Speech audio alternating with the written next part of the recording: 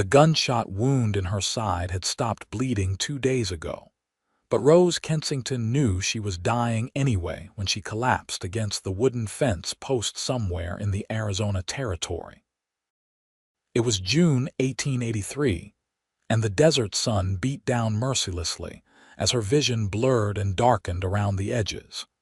She had walked for 3 days without food, rationing the last drops of water from her canteen, until it ran dry yesterday morning. The men who had killed her father and brother during the stagecoach robbery had left her for dead, but she had crawled from the overturned coach and somehow found the strength to walk. Now that strength had abandoned her completely. She did not hear the horse approach or see the tall man dismount. She only felt strong arms lifting her from the dust, heard a deep voice saying words she could not quite understand. Then there was nothing but darkness. When Rose opened her eyes again, she found herself in a bed with clean white sheets. The room was small but tidy, with rough wooden walls and a single window through which afternoon sunlight streamed. Her side ached terribly, and when she tried to sit up, pain lanced through her body so sharply that she gasped and fell back against the pillows. The door opened, and a man entered carrying a basin of water. He was tall and broad-shouldered, probably in his late 20s, with dark hair that needed cutting and eyes the color of storm clouds. His face was weathered from years under the sun, with lines at the corners of his eyes that suggested he smiled often, though he was not smiling now. His expression was serious as he set the basin on a small table beside the bed. "You are awake," he said. His voice was the same deep rumble she had heard before losing consciousness. "That is good. I was beginning to worry." Rose tried to speak, but her throat was too dry. The man seemed to understand. He poured water from a pitcher into a cup and helped her sit up just enough to drink. The water was cool and sweet, and she drank greedily until he gently pulled the cup away. "Not too much at once," he said. "You will make yourself sick." "Where am I?" Rose managed to whisper. "My ranch. About 15 miles northwest of Oatman. I am Kane Vaughn. I found you collapsed by my eastern fence line 3 days ago." 3 days.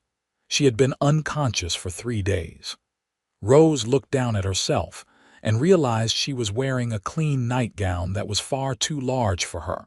Someone had tended to her wound.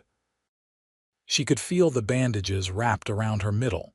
"My clothes," she said, "were soaked with blood and falling apart," Kane said matter-of-factly.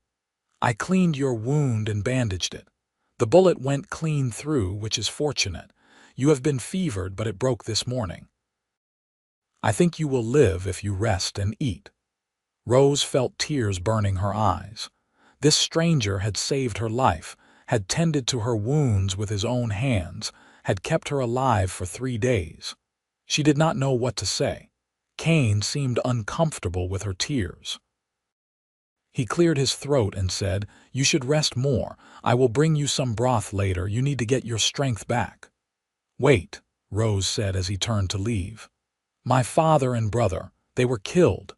The stagecoach from Prescott was attacked." Kane turned back to her, his expression grave.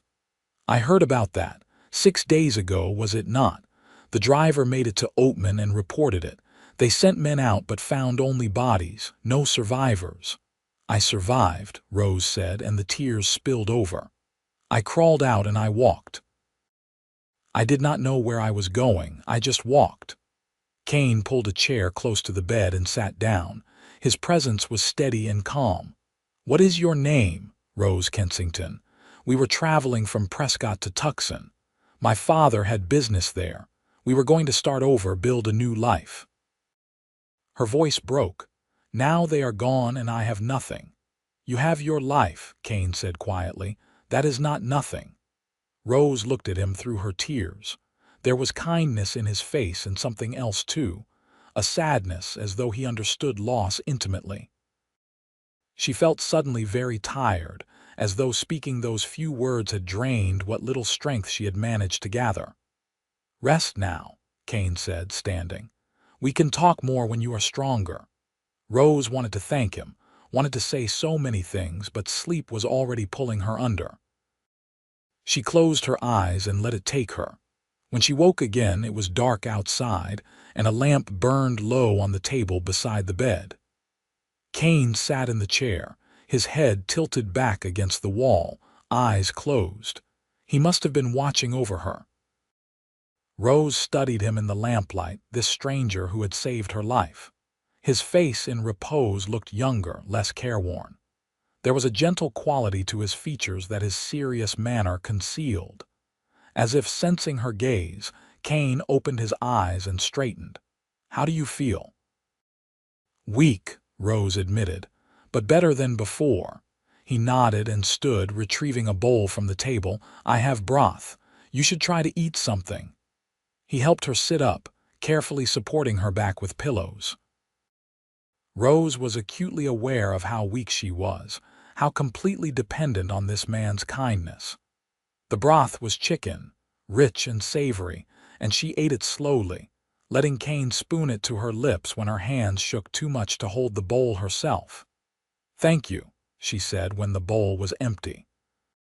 "For everything. I do not know how I can ever repay you." Cain set the bowl aside. "I do not expect repayment. You needed help and I gave it. That is all. But surely I owe you something. When I am well, I can work. I can cook and clean or help with whatever needs doing on the ranch." "We will talk about that when you are better," Cain said firmly. "Right now your only job is to heal. Do not worry about anything else." Rose felt fresh tears threatening. She had been so alone, so frightened, and this man was asking nothing of her except that she get well. "Why are you being so kind to me?" Cain was quiet for a long moment. When he spoke, his voice was soft. "5 years ago, my wife and infant son died of fever. I was away buying cattle and came home to find them both gone. The neighbors had done what they could, but it was not enough." He met Rose's eyes. "I know what it is to lose everything. I would not wish that feeling on anyone. If I can help you, I will. That is all." Rose's heart ached for him for the terrible loss he had endured. "I am so sorry," he shook his head. "It was a long time ago. Sleep now. You need rest more than anything." Over the following days, Rose slowly grew stronger. Cain brought her meals 3 times a day, simple fare but nourishing. Broth and soft bread at first, then stew and beans and even a little meat. He changed her bandages with gentle, impersonal efficiency, his touch careful and respectful. He never stayed long, never said more than was necessary, but his presence was comforting in a way Rose could not quite explain.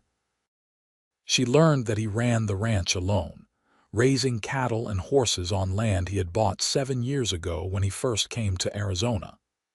He had a hired hand who came by 3 times a week to help with the heavy work, but otherwise, Cain managed everything himself. The house was small, just 3 rooms. The one where Rose lay was clearly his own bedroom. She realized he must be sleeping elsewhere, giving up his own comfort for her sake. "You should not have to sleep on the floor because of me," Rose protested one morning as Cain brought her breakfast. "I am not sleeping on the floor," he said. "I made a bedroll in the front room. It is comfortable enough. Still, I feel terrible taking your bed." "Would you rather I put you on the floor?" Cain asked, and there was the faintest hint of humor in his voice. Rose smiled despite herself. "No, I suppose not." "Then stop fretting about it." By the end of the first week, Rose was able to sit up on her own and even stand for a few moments, though she was still dizzy and weak. Cain helped her walk to a chair by the window so she could look out at the ranch while he changed the sheets on the bed.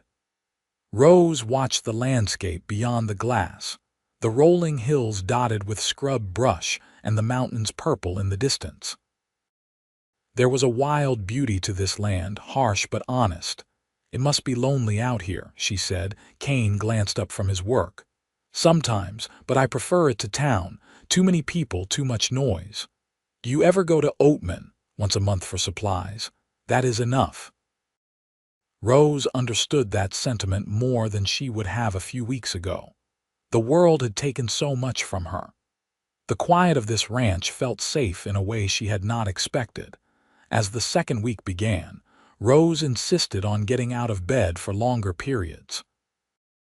She was still far too weak to do any real work, but she could not bear lying useless while Cain did everything. He helped her to the kitchen table where she could at least sit while he prepared meals. She peeled potatoes slowly, her hands clumsy and tired, but it felt good to be doing something useful. Cain watched her with what might have been concern. "You should not push yourself too hard." "I am just peeling potatoes," Rose said. "I think I can manage that much." He did not argue further, but she noticed he stayed close, as if worried she might collapse. Rose appreciated his concern even as it frustrated her. She was not accustomed to being helpless, to depending on someone else for everything. "Tell me about your family," Cain said as he cut carrots for the stew. "If you want to, that is." Rose was quiet for a moment, gathering her thoughts.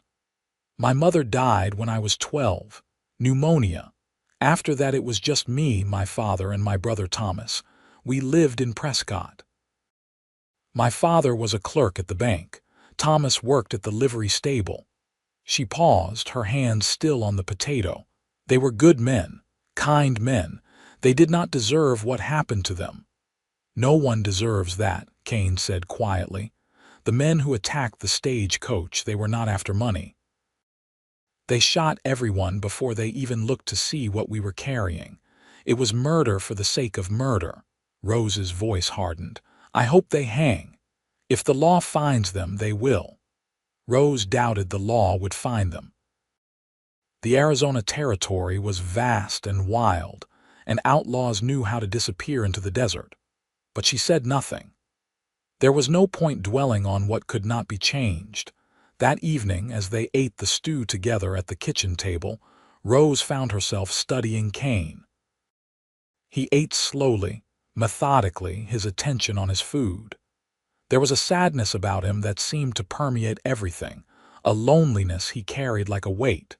She wondered if he had been alone since his wife and son died, if he had closed himself off from everyone.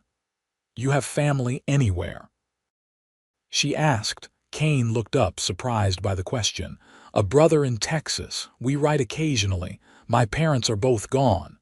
"Do you ever think about going back to Texas?" "No, there is nothing there for me now." Rose understood that too. Prescott held nothing for her but painful memories. Her father's small house would be empty now, their belongings scattered or sold. She had nowhere to go, no one to turn to. The realization should have terrified her, but sitting here in Cain's warm kitchen, she felt oddly at peace. "I do not know what I am going to do," she admitted quietly. "I have no money, no prospects. I cannot go back to Prescott. I have distant cousins in California, but I have not seen them in 10 years. They might not even remember me." Cain set down his spoon. "You do not have to decide anything right now. You are welcome to stay here as long as you need." "But I cannot stay forever. I need to work to earn my keep somehow." "Then you can help around the ranch when you are well enough. I could use an extra pair of hands and you would have a place to stay and food to eat. We can work out the details later." Rose felt a surge of gratitude so strong it made her chest ache. "You would do that? Let me stay and work for you. Why not? This place is too big for one person anyway, and I am not much of a cook. You would be doing me a favor." Rose did not believe that last part for a moment. Cain seemed perfectly capable of taking care of himself, but she was grateful beyond words for his kindness, for the lifeline he was offering her. "Thank you," she said, her voice thick with emotion. "You have been so good to me. I do not understand why, but I am grateful." Cain looked uncomfortable, as he always did when she thanked him. "Eat your stew before it gets cold," was all he said. The days settled into a comfortable rhythm. Rose grew stronger steadily, able to stay up for longer periods and move around the house without assistance. She took over the cooking, which she was genuinely better at than Cain, and began tidying the house as much as her energy allowed. Cain protested at first, insisting she should rest more, but she could see he appreciated having help even if he would not say so. She learned more about him in those quiet days. He was a man of few words, but when he did speak, his words were thoughtful and measured. He had fought in the last years of the Civil War as a young man, though he never spoke of it in detail. He had come west afterward, looking for a fresh start, and found it here in this harsh, beautiful land. He loved his horses with a gentle devotion that surprised her, speaking to them softly and treating them with infinite patience. One afternoon, nearly 3 weeks after Cain had found her, Rose stood at the kitchen window washing dishes and watched him work with a young colt in the corral. The animal was skittish and half wild, but Cain moved slowly, speaking in low tones, letting the horse come to him. There was something beautiful in his patience, in the way he never forced or rushed. Eventually, the colt allowed Cain to touch its neck, and Rose saw the smile that lit Cain's face. Transforming it entirely, her heart did something strange in her chest, a flutter she had not felt in years. Rose turned away from the window, disturbed by the sensation. She could not afford to feel anything for Cain beyond gratitude. He had saved her life out of kindness, nothing more. To imagine anything else would be foolish and presumptuous, but the feeling would not go away. That evening they sat on the porch together watching the sun set, painting the sky in shades of orange and pink and gold. It was something they had begun doing in recent days, sitting in companionable silence as the day faded. Rose found these moments unexpectedly precious, a peaceful end to simple, honest days. "Your wound is healing well," Cain said, breaking the silence. "You should be fully recovered in another few weeks." "I already feel so much better," Rose said. "I never thought I would feel strong again." "You are tougher than you look," Rose laughed softly. "I do not feel very tough. I feel like I fell apart completely." "You survived what would have killed most people. You walked for days with a bullet wound. That is more than tough." Cain looked at her, his gray eyes serious. "Do not underestimate your own strength." Rose felt warmth spread through her chest. When Cain looked at her like that, with such sincerity and respect, she felt seen in a way she had never experienced before. It was both comforting and unsettling. "Thank you," she said quietly, "for everything. Not just for saving my life, but for treating me with such kindness. You did not have to do any of this." "Yes, I did," Cain said simply. "I could not have done anything else." They sat in silence as the stars began to appear one by one in the darkening sky. Rose was intensely aware of Cain beside her, of the solid steadiness of his presence. She wondered what he was thinking, if he ever felt as lonely as she suspected, if he ever wished for something more than this solitary life. As if reading her thoughts, Cain said, "It has been a long time since I have had company like this. I had forgotten what it was like." "Do you like it?" Rose asked, then felt foolish for asking, but Cain did not seem to think the question strange. He considered it seriously before answering. "Yes, I do." Something in his voice made Rose's heart beat faster. She told herself not to read too much into it, but the warmth in her chest would not fade. The hired hand, a weathered man named Jack who was at least 60 years old, came by the next morning and was surprised to find Rose in the kitchen making breakfast. Cain introduced them briefly, and Jack tipped his hat to her with a curious but kind expression. "Pleased to meet you, miss. Glad to see Cain has some help around here finally. This stubborn fool works himself too hard." "I am not stubborn," Cain said. "You are the definition of stubborn," Jack replied cheerfully. Remember when you broke your arm and still insisted on fixing that fence? I had to threaten to quit before you would see the doctor." Kane looked uncomfortable, and Rose hid a smile. It was strangely endearing to see him put on the spot. Jack stayed for breakfast, regaling Rose with stories about Kane's stubborn independence and various near disasters around the ranch. Kane bore it all with patient resignation, occasionally interjecting to correct what he called wild exaggerations. Rose found herself laughing more than she had in months, maybe years. The sound felt strange in her throat, as if she had forgotten how. After Jack left to start work on repairing the barn roof, Rose helped Kane clean up the breakfast dishes.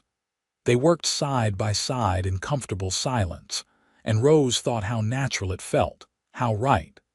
As if they had been doing this together for years rather than weeks. "Jack seems like a good man," she said. "He is. Known him since I first came to Arizona. He helped me build this house." Kane dried a plate and set it on the shelf. "He has been trying to get me to hire more help for years." "Why have you not?" Kane shrugged. "Did not see the need." "I can manage on my own." "But would it not be easier with help?" "Easier, maybe, but I like the quiet. Too many people around and it stops feeling like mine." Rose understood that instinct, but she also heard the loneliness beneath it. Kane had built walls around himself, high and thick. She wondered if he even realized it. Over the following days, Rose ventured outside more often, building her strength by walking around the property. The ranch was larger than she had realized, with good grazing land and several corrals for the horses. Kane ran about 50 head of cattle and a dozen horses in various stages of training. It was modest but clearly profitable enough to sustain him. She found Kane one afternoon in the stable, treating a cut on one of the mare's legs. The horse stood calmly as he worked, trust evident in every line of her body. "She is beautiful," Rose said, approaching slowly so as not to startle the animal. "This is Daisy. She was my wife's horse." Kane's voice was soft, distant. "I have not been able to part with her."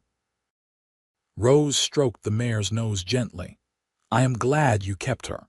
Kane finished bandaging the leg and straightened. "Sarah loved horses. She grew up on a ranch in Colorado and could ride before she could walk.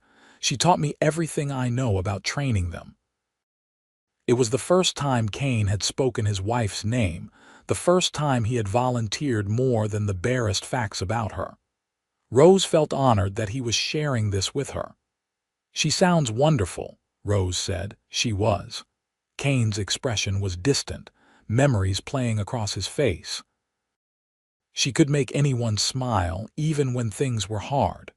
When she died, it felt like all the light went out of the world. Rose's heart ached for him.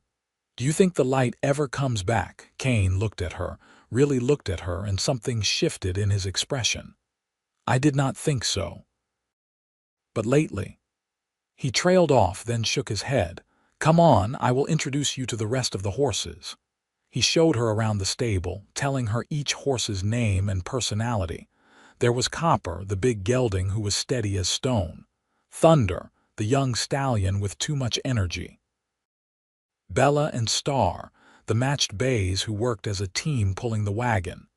Kane knew every animal intimately, spoke of them with affection and respect. "You really love them," Rose said. "Horses are honest," Kane replied. "They do not lie or pretend. You always know where you stand with a horse." Rose wondered if that was why he had withdrawn from people. Humans were complicated, full of hidden motives and painful surprises. Horses were simple in their needs, straightforward in their responses. Safer, but also lonelier. That night Rose lay awake in Kane's bed, staring at the ceiling. She had been at the ranch for nearly a month now. Her wound was almost completely healed, just a puckered scar on her side that pulled sometimes when she moved too quickly. She was stronger than she had been since before the attack, able to work for hours without exhaustion. She should start thinking about leaving, about what came next. But every time she tried to imagine going somewhere else, her heart rebelled. She did not want to leave. She wanted to stay here, in this quiet house with this quiet man who had saved her life and asked for nothing in return. The truth was, she was falling in love with him. The realization should have frightened her, but instead it felt inevitable, like something that had been growing since the moment he lifted her from the dust. Cain was everything she had not known she was looking for. Strong but gentle, serious but kind, lonely but trying so hard to be content with his solitude. She wanted to know everything about him. She wanted to make him smile the way he had smiled at that colt. She wanted to ease the sadness she saw in his eyes when he thought no one was watching.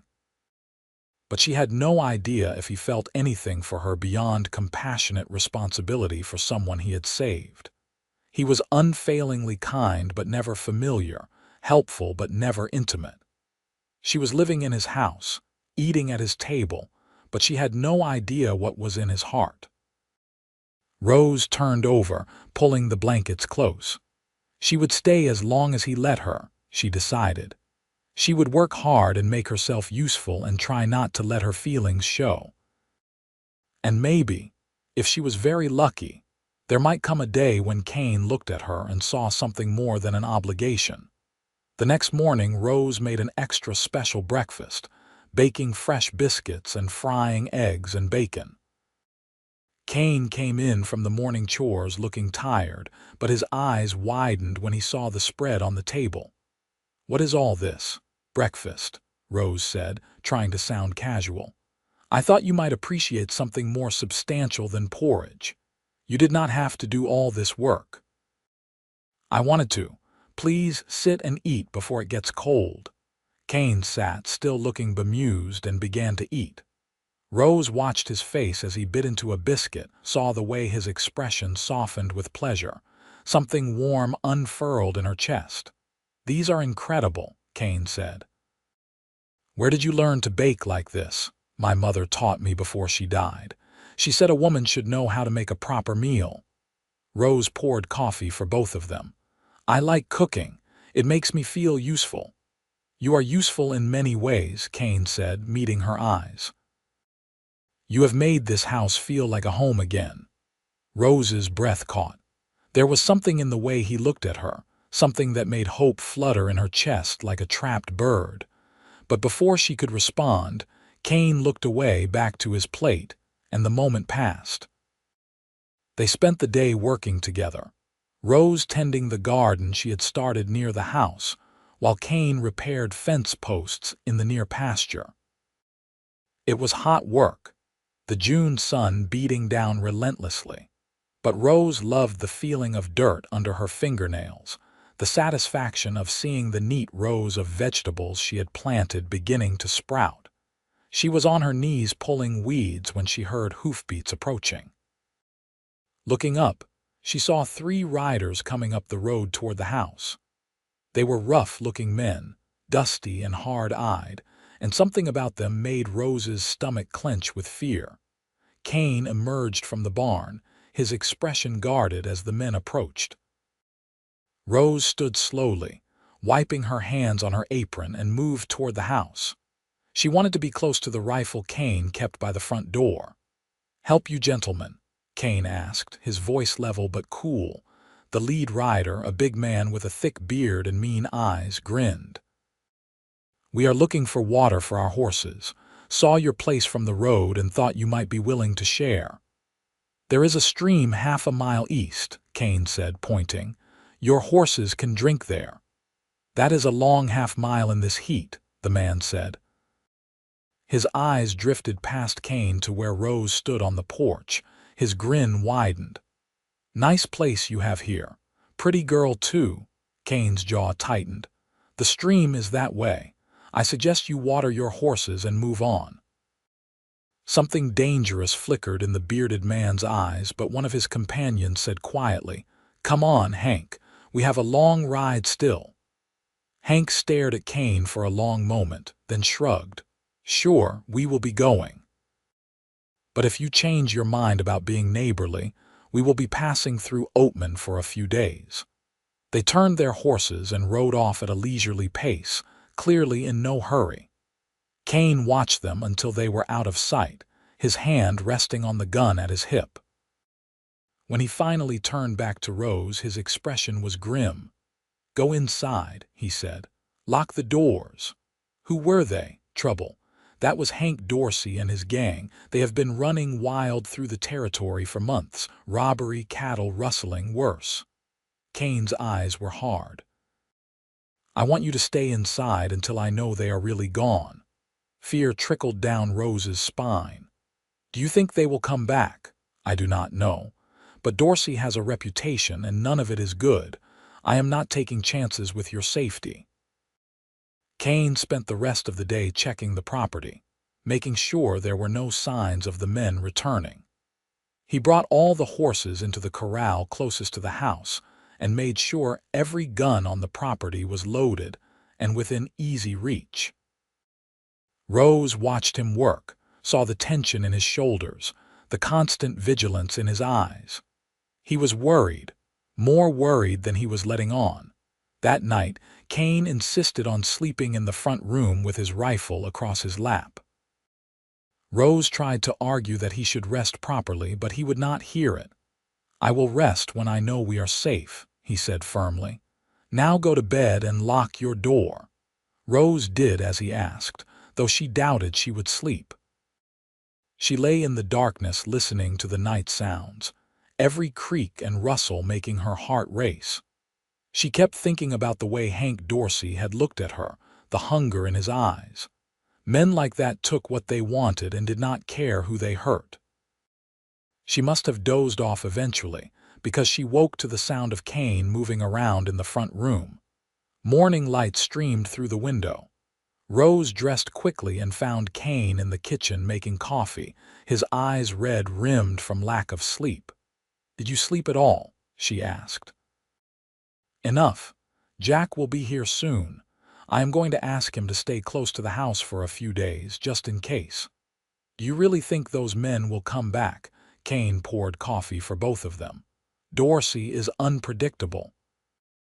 He might have moved on, or he might have taken note of a ranch with only one man and one woman.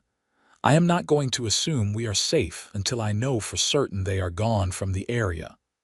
Rose wrapped her hands around the warm coffee cup. "I am sorry I am bringing you trouble." Cain looked at her sharply. "This is not your fault. Men like Dorsey are always looking for easy targets. You did not cause this." But Rose could not shake the feeling that her presence had made Cain's life more complicated, more dangerous. If she had not been here, those men might have just taken water and left. Instead, they had seen a vulnerable woman and marked this place as worth returning to. Jack arrived mid-morning and immediately understood the situation. He agreed to stay at the ranch for a few days, sleeping in the barn with his own rifle close at hand. With 2 armed men on the property, Rose felt marginally safer, though the fear never completely left her. 3 days passed without incident. The men did not return, and slowly the tension began to ease. Cain still checked the property constantly and kept his weapons close, but he no longer looked quite so worried. Rose tried to return to normal routines, though she found herself glancing at the road constantly, watching for riders that never came. On the 4th day, Jack left to check on his own small property and promised to return the next morning. That night, Cain seemed more relaxed than he had been since the men appeared. He and Rose sat on the porch as usual, watching the stars emerge in the darkening sky. "I think they have moved on," Cain said. "If they were going to try something, they would have done it by now. I hope you are right." "I am sorry you had to be frightened like that. This is supposed to be a safe place." Rose turned to look at him. "I feel safe with you. Even when I am scared, I know you will protect me." Cain met her eyes, and in the twilight she could not quite read his expression. "I would never let anyone hurt you, Rose. I swear it." The intensity in his voice made her shiver. I know. They sat in silence for a long moment, something unspoken hanging in the air between them. Rose wanted to reach out to take his hand to close the distance between them. But she could not quite find the courage. Finally, Kane stood. I should check on the horses one more time before bed. Lock the door behind me. Rose watched him walk toward the barn, his tall figure slowly disappearing into the darkness. Her heart ached with everything she wanted to say and could not. That night she lay awake again, but this time it was not fear keeping her from sleep. It was the memory of Kane's voice saying he would protect her, the look in his eyes that might have been something more than just kindness. Rose pressed her hand to her chest, feeling her heart beat steadily beneath her palm. She was 22 years old, alone in the world except for this man who had saved her life. She had nothing to offer him but herself, her work, her growing love. She did not know if that would ever be enough. The days continued to pass peacefully. Jack came and went on his usual schedule. The horses and cattle required their regular care, and Rose settled more deeply into the rhythms of ranch life. She found she loved this life, the simplicity and honesty of it. The work was hard but satisfying, and every evening she and Kane sat together watching the desert transform in the fading light. She was hanging laundry one afternoon, nearly 6 weeks after Kane had found her, when he approached with an unusual expression on his face. He looked nervous, which was so unlike him that Rose immediately set down the basket of clothes. Is something wrong? No, nothing wrong. I just need to talk to you about something. Kane took off his hat and turned it in his hands, a gesture Rose had learned meant he was uncomfortable. You have been here almost 6 weeks now. Rose's heart sank. This was it. He was going to ask her to leave. She had stayed too long, become too comfortable. Yes, I know. You have been working hard, earning your keep and then some. The house is cleaner than it has been in years. The meals are better, the garden is thriving. You have done everything I could have asked and more. But, Rose prompted, bracing herself. But nothing. I just wanted you to know that you do not owe me anything. You are free to stay or go as you choose. If you want to go to California to find your cousins, I will give you money for the journey and a horse to ride. If you want to stay, you are welcome here for as long as you like. I just want you to know you have choices. Relief flooded through Rose so intensely she felt dizzy. You are not asking me to leave? Kane looked startled. No, why would you think that? I thought maybe I had overstayed my welcome, Rose. Kane stepped closer, his gray eyes serious. I have not been this happy in 5 years. Having you here has changed everything. I do not want you to leave unless that is what you want. Rose's breath caught. What are you saying? Kane looked down at his hat, then back at her face. I am saying that I have come to care for you, more than I should, probably. More than I have any right to. But I needed you to know that you are not trapped here by obligation. You are here because I want you to be, but only if you want to stay. Rose felt tears spring to her eyes, but these were happy tears, joyful tears. I want to stay. I want to stay more than anything. Kane smiled, really smiled, and it transformed his entire face. He looked younger, lighter, as if a weight had been lifted from his shoulders. You do? Yes, Kane, I have been falling in love with you almost since the moment I woke up in your house. I did not say anything because I did not think you felt the same way, because I was afraid of presuming too much. But if you are saying what I think you are saying, I am saying I love you, Kane said, his voice rough with emotion. I have been trying not to, trying to tell myself it was too soon, that you deserved better than a lonely rancher twice your age, but I cannot help how I feel. You are not twice my age, Rose said, laughing through her tears. You are 29.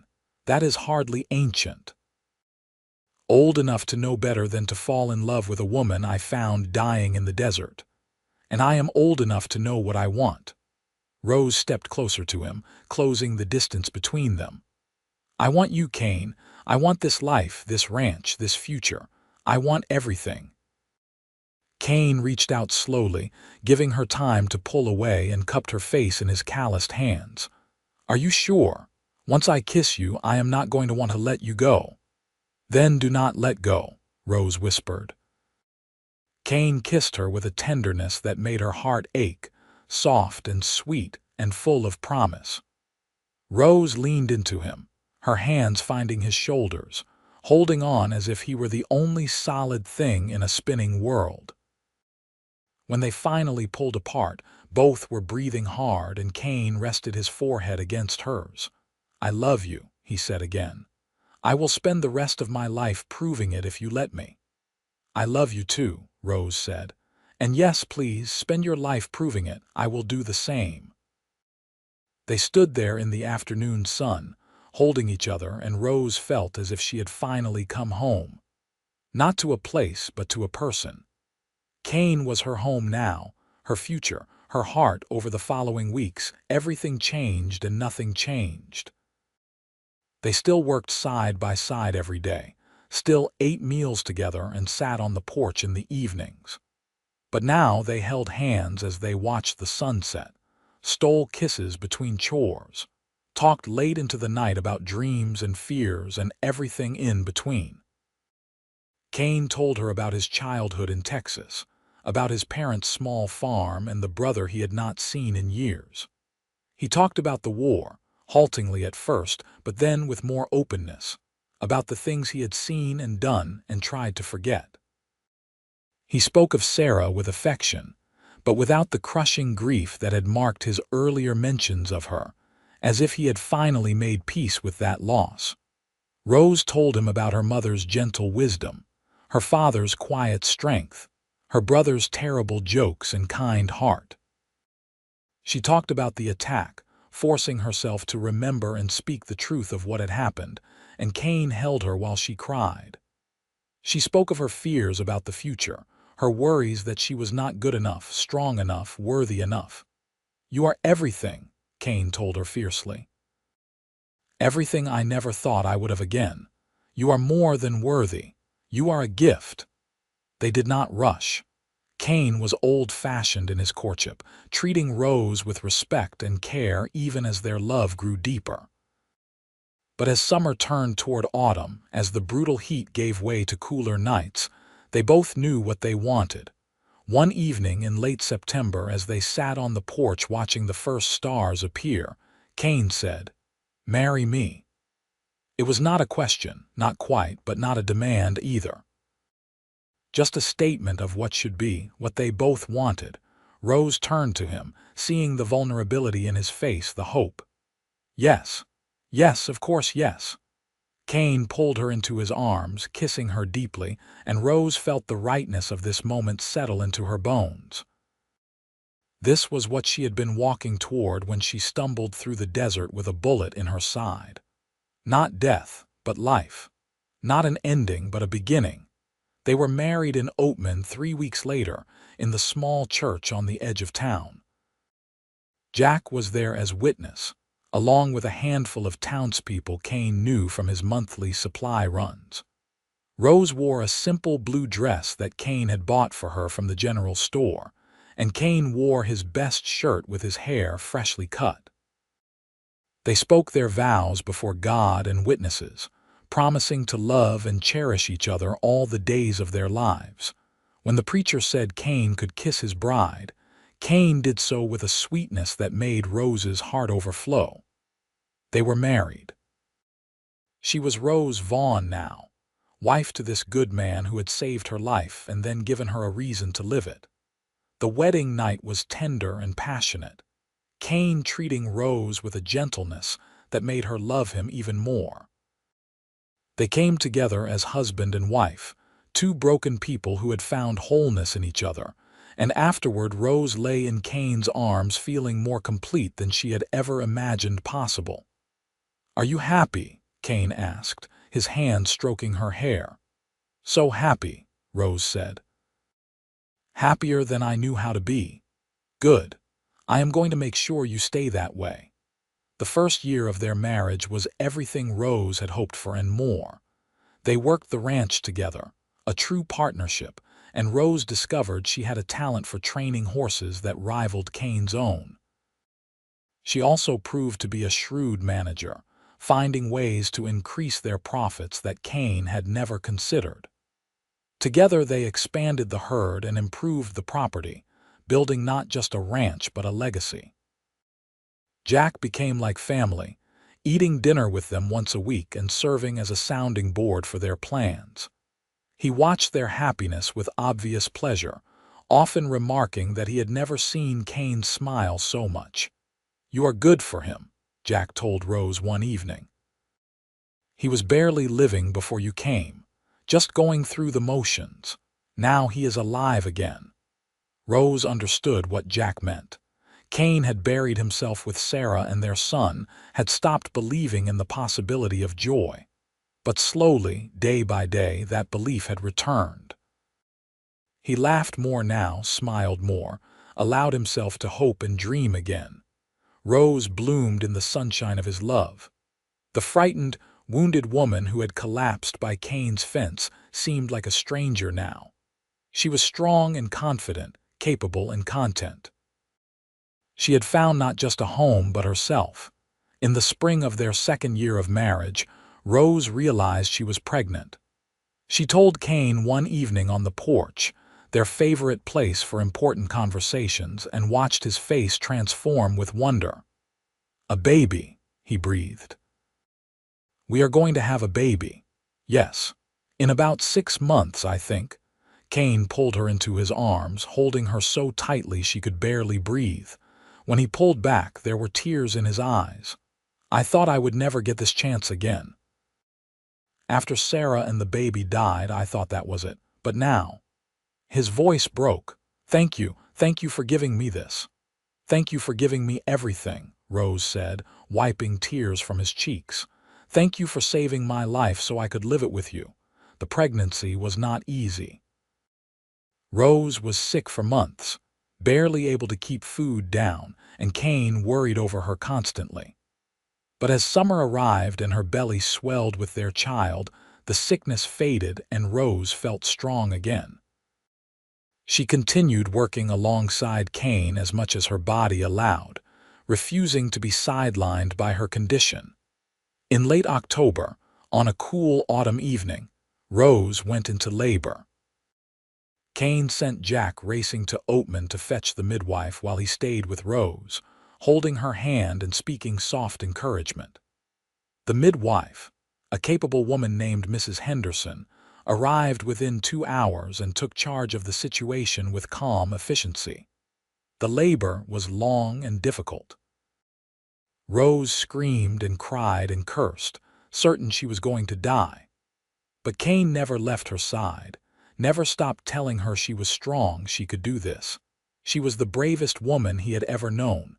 Finally, as dawn light streamed through the window, their son was born. He came into the world red-faced and screaming, full of life and fury. The midwife cleaned him and wrapped him in a blanket, then placed him in Rose's arms. Rose looked down at the tiny, perfect face and felt her heart expand impossibly. This was her son, hers and Cain's. Proof of their love, their future made flesh. Cain knelt beside the bed, his hand gentle on the baby's head. His face was wet with tears, his expression one of pure awe. "He is perfect. Rose, he is perfect." "What should we name him?" Rose asked. Cain was quiet for a moment, studying their son's face. "Thomas," he said finally, "after your brother, if that is acceptable to you." Rose felt tears spill over. "Yes, Thomas Vaughn, it is perfect." Little Thomas proved to be a loud, demanding baby who kept them both awake most nights.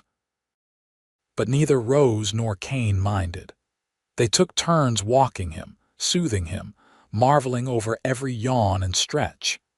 Cain was a devoted father, gentle and patient in ways that made Rose love him even more. Jack was completely smitten with the baby, visiting more often than ever and insisting on holding Thomas whenever possible. "He has his father's stubborn chin," Jack declared, "and his mother's good sense, I hope." As Thomas grew from infant to baby to toddler, the ranch continued to thrive. Rose and Cain worked as a team, raising their son and their cattle with equal dedication. They hired another hand to help with the workload, a young man named Sam who was eager to learn and hard-working. When Thomas was 3, Rose became pregnant again. This time the pregnancy was easier, and in the spring she gave birth to a daughter they named Caroline, after Cain's mother. Caroline was a quieter baby than Thomas had been, content to observe the world with serious gray eyes exactly like her father's.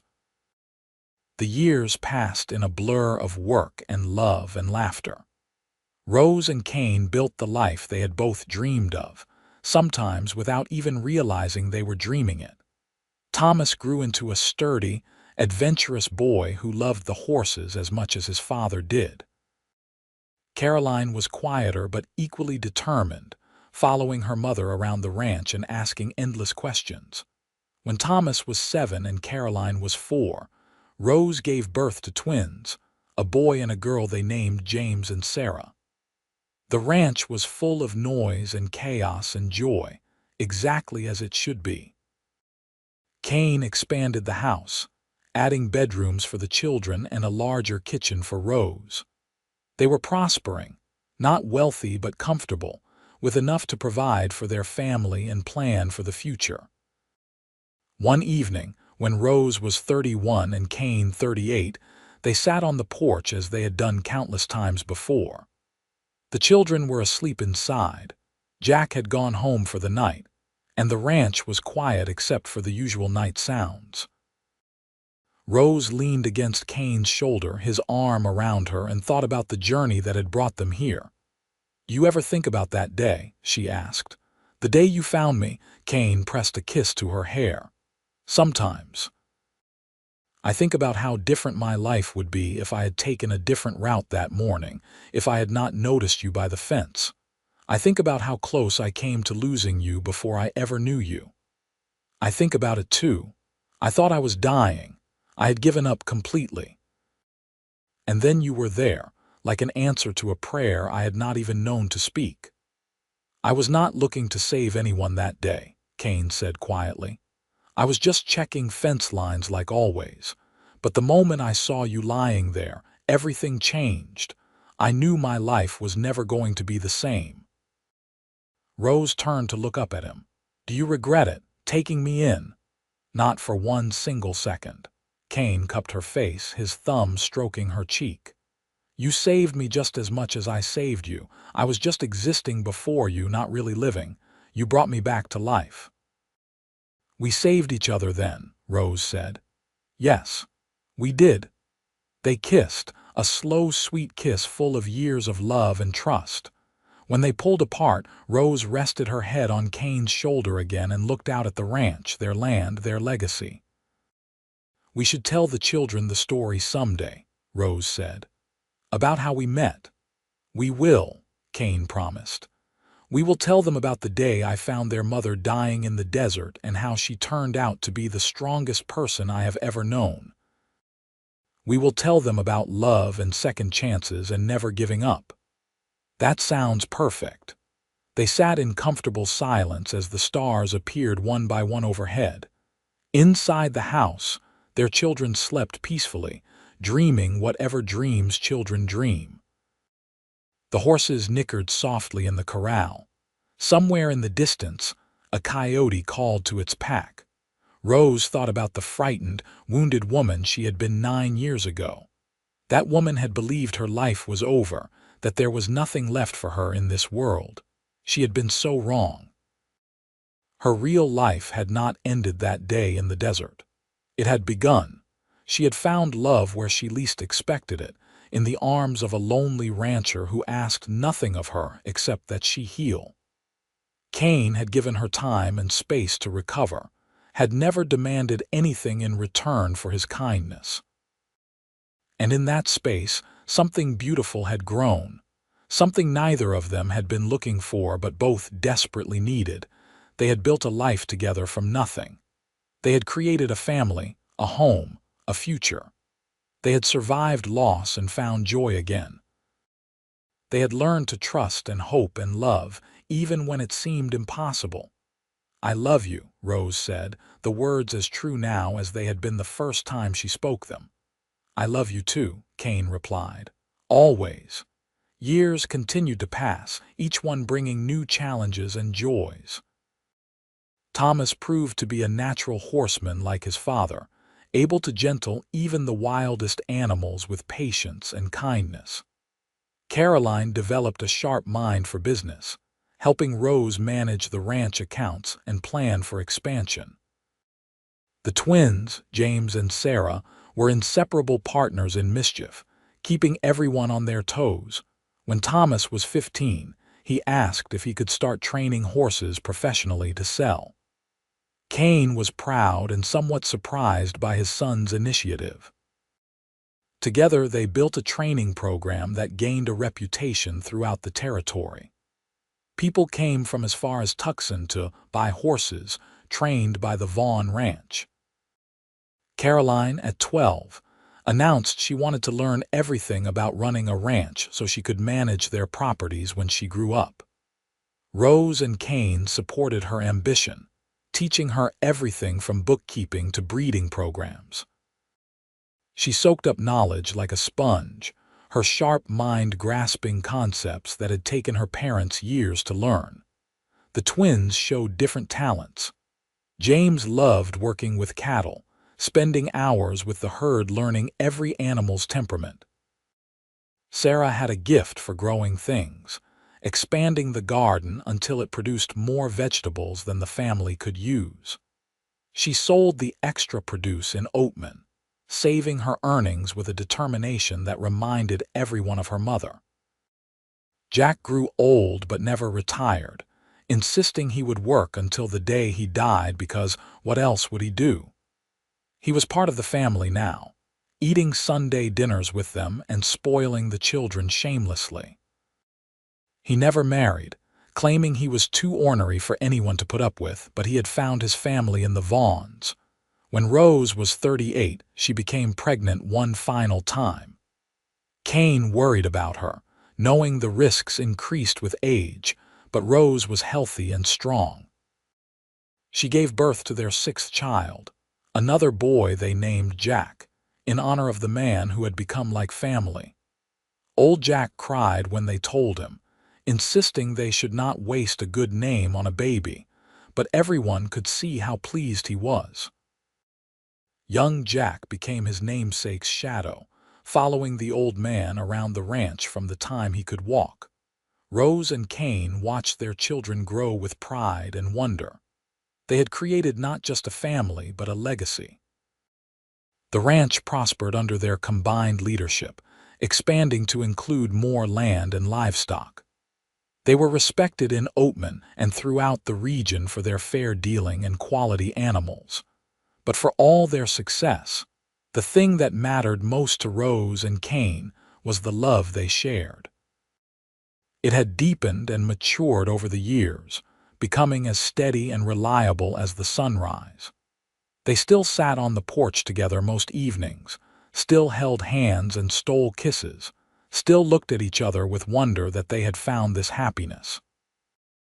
One evening, when Rose was 43 and Cain 50, they sat on the porch watching Thomas work with a young horse in the corral. Their oldest son was 21 now, a man grown, engaged to marry a sweet girl from town named Emma. Caroline was 18 and determined to attend a business college in California, much to Cain's concern and Rose's quiet pride. The twins were 14, already showing signs of the adults they would become. And little Jack, 5 years old, was inside presumably sleeping, though Rose suspected he was more likely playing with his toy horses. "We did well," Cain said quietly, watching Thomas gentle the skittish horse with practiced ease. "Look at what we built." Rose leaned against his shoulder. We did better than well. We created something beautiful. That was all you. I was just existing before you came along. You saved my life. You gave me a reason to live mine." Cain pulled her closer. "Best thing I ever did was ride out to that fence line the day I found you." Rose thought about that day, so many years ago now. The memory was distant but still vivid. The pain and fear and absolute certainty that she was dying. The surprise of strong arms lifting her, a deep voice promising safety. Waking in a clean bed, alive against all odds. Everything good in her life had come from that moment. Her husband, her children, her home. All of it traced back to the day Cain Vaughn chose to stop and help a dying stranger instead of riding past. He had asked nothing of her, demanded nothing, just given her space and time to heal. And in that healing, she had found her future. "You ever wonder what would have happened if you had not found me?" Rose asked. "I would have stayed alone," Cain said without hesitation. "I would have worked this ranch by myself until I was old, then died and left it to some distant relative who did not care about it. I would never have known what I was missing." "And I would have died in the desert," Rose said quietly. "Lost and alone, without ever knowing love like this was possible. Then I am grateful every day that fate or God or whatever force guides these things brought us together." Cain kissed her forehead. "I thank God for that day, even though I know how much you suffered. Because out of that suffering came this life, this family, this love." Rose understood what he meant. She would not wish the attack or her family's death on anyone, would not trade their lives for her happiness. But she could not regret where the journey had led her. She had found something precious in the aftermath of tragedy, had built a life more beautiful than anything she could have imagined at 22. "The children should know the whole story," Rose said, "not just the romantic parts. They should know about the attack, about what I survived, about how close death came."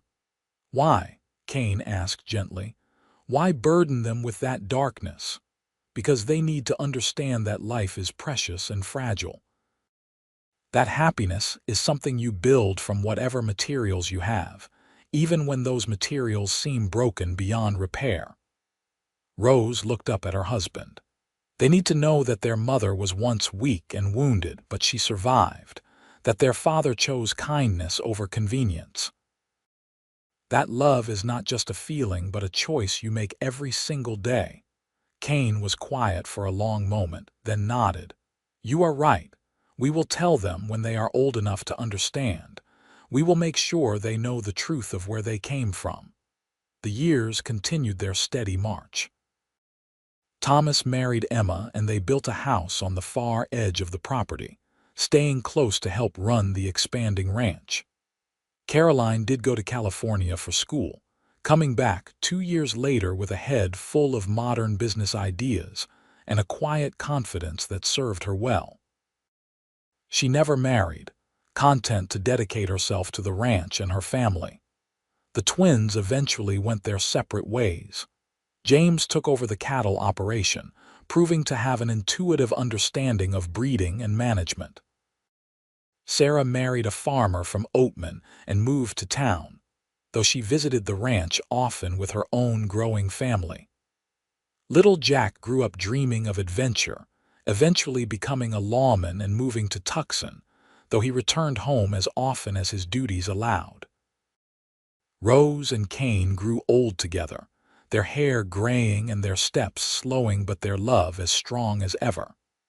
They handed over more and more responsibility to Thomas and Caroline, content to serve as advisors and enjoy their grandchildren. On their 30th wedding anniversary, the whole family gathered at the ranch for a celebration. The house was full of children and grandchildren, laughter and noise and joy. Rose looked around at the life they had created and felt her heart might burst with happiness.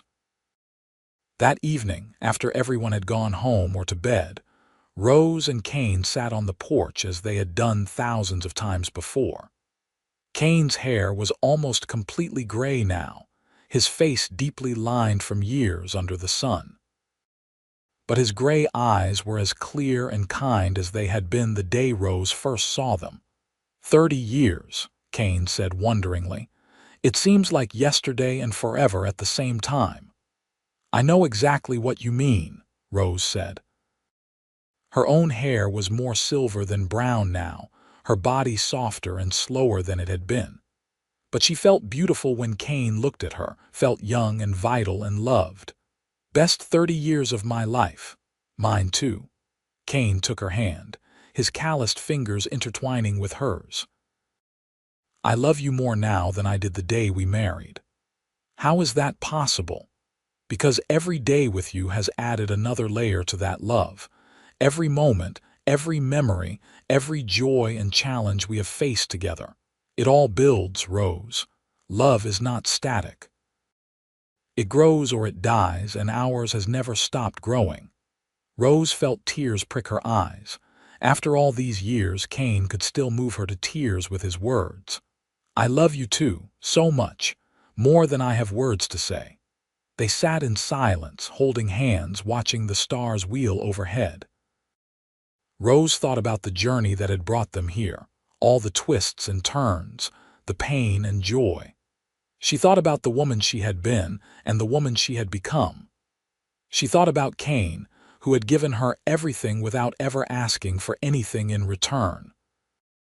Thank you, she said quietly. For what? For being the kind of man who stops to help a stranger, for feeding me and letting me heal before ever asking anything of me, for giving me time and space and kindness when I had nothing to offer in return. Rose turned to look at him. For loving me. Cain smiled, that soft, gentle smile that was reserved just for her. Thank you for letting me. Thank you for staying, for building this life with me, for giving me a second chance at happiness. Thank you for being strong enough to survive so I could find you. They kissed, a soft brush of lips that held 30 years of love and devotion. When they pulled apart, Rose rested her head on Cain's shoulder and looked out at the ranch, their land, their legacy. The children and grandchildren sleeping inside, the horses and cattle in the pastures. The garden Sarah had first planted now maintained by her daughters. All of it, everything good and beautiful in Rose's life, had grown from that single moment when Cain chose kindness over indifference. I would do it all again, Rose said. Every hard moment, every challenge, every fear. I would walk through that desert with a bullet in my side 1,000 times if it meant ending up here with you. Let us hope you never have to, Cain said with a hint of humor. Once was quite enough. Rose laughed, the sound clear and bright in the night air. They sat together until the moon rose high and the desert air grew cool, then went inside to their bed, their home, their life together. The years continued to pass gently. Rose and Cain grew old with grace, surrounded by family and love. They never stopped sitting on the porch together in the evenings, never stopped holding hands, never stopped choosing each other every single day. When Rose was 58, old Jack finally passed away peacefully in his sleep. The whole family mourned him, this man who had been uncle and grandfather and friend. They buried him on a hill overlooking the ranch, with a simple headstone that read, Jack Morrison, a good man and true friend. Young Jack, now 16, stood at the grave with tears streaming down his face, having lost his namesake and hero. Cain grieved deeply for his old friend, the man who had been with him since the beginning. But he had Rose and their family to comfort him, and slowly the sharp edge of loss dulled to a bittersweet ache of remembrance. They told stories about Jack at Sunday dinners, keeping his memory alive for the grandchildren who had known him. When Rose was 60, she and Cain celebrated their 42nd wedding anniversary quietly, just the two of them. Most of their children had families of their own now, scattered across Arizona though never too far from home. The ranch was primarily run by Thomas and his sons, with Caroline managing the business side from her office in the house. Rose and Cain had officially retired, though they still helped where they could and offered advice when asked. But mostly they enjoyed the peace they had earned, the quiet satisfaction of a life well lived. "You have any regrets?" Rose asked Cain one evening as they sat on the porch. The question came from nowhere, but after 42 years together, Cain understood the wanderings of her mind. "None," Cain said firmly. "Not a single one. You. Only that I did not have more time with my father and brother, but I cannot regret anything that led me to you. They would be proud of you," Cain said. "Of the woman you became, the life you built. I hope so." Rose leaned against him, feeling the steady beat of his heart. "I hope they know I was happy, that I found love again after losing them." "They know," Cain said with certainty. "Wherever they are, they know." As Rose and Cain moved through their 60s, their love remained the cornerstone of their lives. They took walks together every morning, Cain matching his pace to Rose's slower steps. They still kissed goodnight every evening and woke to each other every morning. They held hands constantly, as if reminding themselves and each other that they were not alone, would never be alone. Their grandchildren grew and some had children of their own, giving Rose and Cain the joy of great-grandchildren. The ranch continued to prosper under Thomas's leadership, expanded and improved, but still recognizably the same land Cain had purchased nearly 60 years ago. When Rose was 67, she woke one morning to find Cain watching her with an expression she could not quite read. "What is it?" she asked, reaching up to touch his face. "I was just thinking how grateful I am," Cain said. His hair was completely white now, his face deeply lined, but his eyes were as clear and loving as ever. "For every single day I have had with you. I know we are not young anymore, that our time is limited. But I would not trade one single day of growing old with you for 1,000 days of youth without you." Rose felt tears slip down her cheeks. "I feel the same way. You are my home, Cain. You always have been." They held each other as the sun rose outside their window, two old people who had loved each other through decades of joy and sorrow. And Rose thought, not for the first time, how lucky she was, how blessed, how grateful for the day she collapsed by a fence post and a lonely rancher chose to save her. The autumn Rose turned 70. She and Cain celebrated their 52nd wedding anniversary, surrounded by their entire family.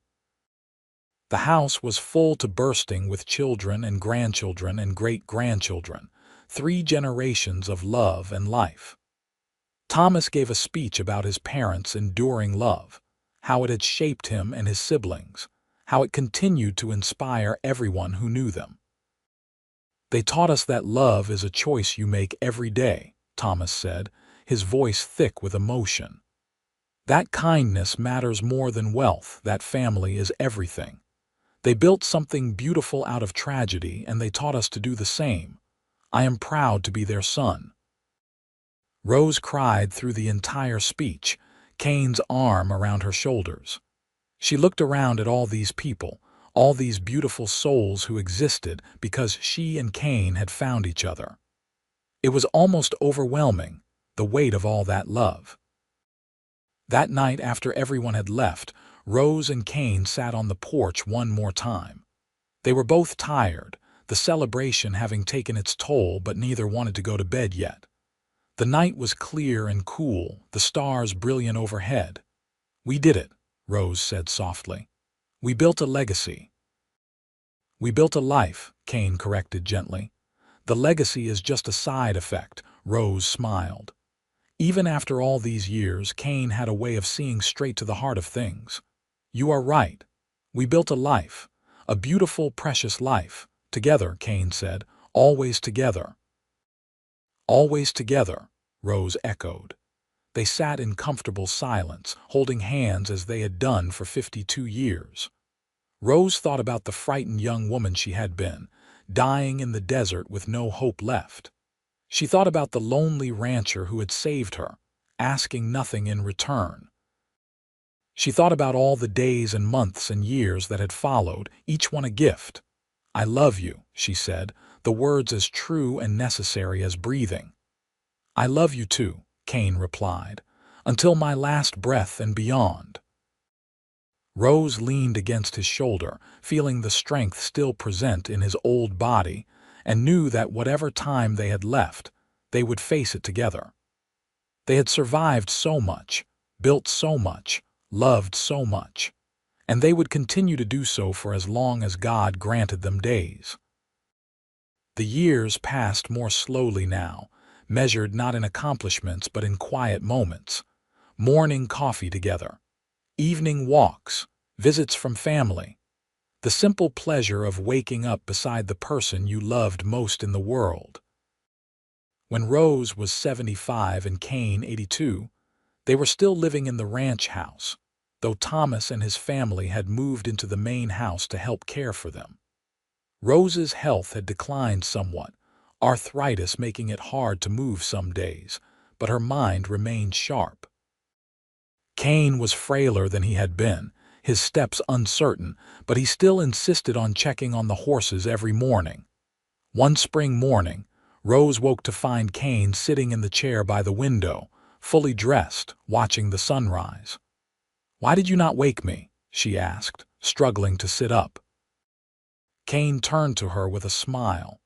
"I wanted you to rest. You have been so tired lately." Rose patted the bed beside her and Cain came to sit, taking her hand. His skin was papery thin now, spotted with age, but his grip was still warm and sure. "Cain," Rose said seriously, "I need you to promise me something. Anything. When I am gone, I want you to keep living. Not just existing, but living. Sit on the porch and watch the sunsets. Spend time with the grandchildren. Keep loving life even when I am not here to share it with you." Cain's eyes filled with tears. "Rose, do not talk like that. We have to talk about it sometime. We are not young anymore." Rose squeezed his hand. "I have had 57 years with you, Cain. 57 beautiful, precious years. If I died tomorrow, I would die happy, knowing I was loved so completely. But I need to know you will be okay without me." "I will never be okay without you," Cain said, his voice breaking. "You are my heart, and you are mine. But hearts keep beating even when they are broken. Promise me you will keep living." Cain was silent for a long moment, then nodded. "I promise, if you promise the same. If I go first, you keep living. You keep sitting on that porch and watching the sunsets and loving our family. Promise me." "I promise," Rose said. They held each other as the sun rose higher, two old souls who had loved each other through every season of life. And though they did not speak of it, both wondered how much time they had left, how many more sunrises they would see together. As it turned out, they had 3 more years. 3 precious years of quiet mornings and gentle evenings, of family visits and soft conversations. They grew frailer but never lost the love that bound them together, the connection that had sustained them for 6 decades. Rose passed away quietly one autumn afternoon, sitting in her favorite chair on the porch with Cain beside her. She simply closed her eyes and did not open them again, slipping away as gently as falling asleep. She was 78 years old and had lived a life full of love and meaning. Cain held her hand for a long time after she was gone, unable to quite believe that she had left him. His Rose, his heart, his everything. Gone. The pain was crushing, overwhelming, but beneath it was a deep gratitude. He had been given 57 years with the love of his life. Not everyone was so blessed. They buried Rose on the hill beside Jack, with a headstone that read Rose Vaughn, beloved wife, mother, and grandmother. She was loved. The entire family came to say goodbye, 3 generations mourning the woman who had been the heart of their family. Cain stood at the grave long after everyone else had left, talking to Rose as if she could hear him. "Thank you," he said quietly, "for staying, for loving me, for giving me a life worth living. I will miss you every moment of every day, but I promised I would keep living, so I will. I will sit on our porch and watch the sunsets and remember all the times we sat there together. I will love our family and keep your memory alive. And when it is my time, I will find you again. Wait for me, Rose. Please wait for me." Cain kept his promise. He lived 2 more years, surrounded by family, spending his days sitting on the porch and watching the land he and Rose had built together. He told stories about Rose to anyone who would listen, making sure the grandchildren and great-grandchildren knew what an extraordinary woman she had been. He passed away peacefully in his sleep one winter night, just shy of his 85th birthday. Thomas found him in the morning, sitting in his chair by the window as if he had simply fallen asleep watching for the sunrise.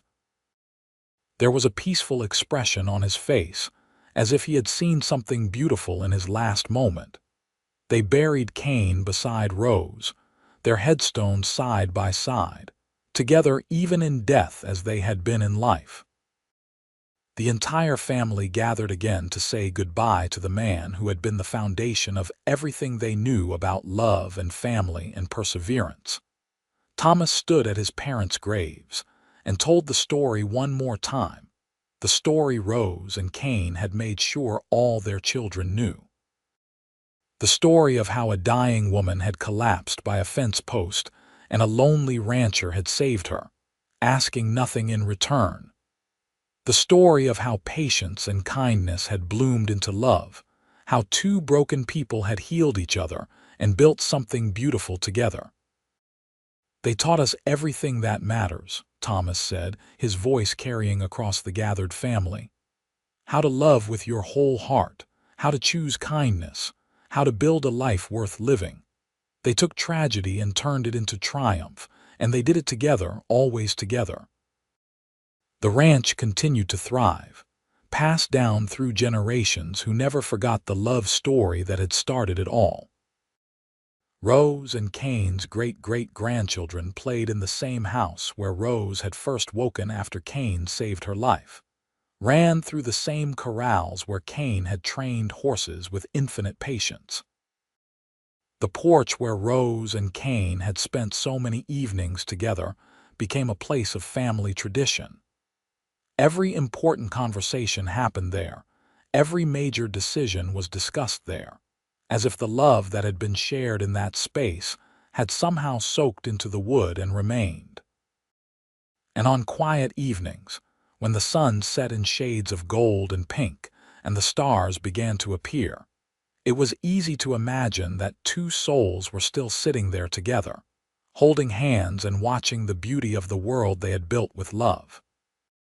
The story of Rose and Cain Vaughn became family legend, told and retold through generations.